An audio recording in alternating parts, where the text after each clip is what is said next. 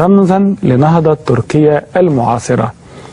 هذا الكلام بيدفعنا إلى تحليل نموذج أردوغان في الصعود والقيادة السياسية.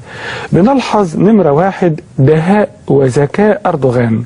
اتكلمنا على نماذج للأغبياء من القادة السياسيين في أول الحلقة زي جورج بوش الابن وزي بيرلسكوني، نموذج للغباء والتخلف السياسي.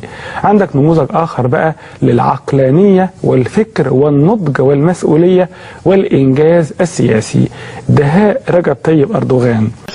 لم أكن مفاجئا بضعف الثقافة الدينية لدى رجب طيب أردوغان، ولكنني كنت مفاجئا للغاية باقترائه وبجرأته على الأزهر الشريف وبجهله التام بمقام الإمام وبمقام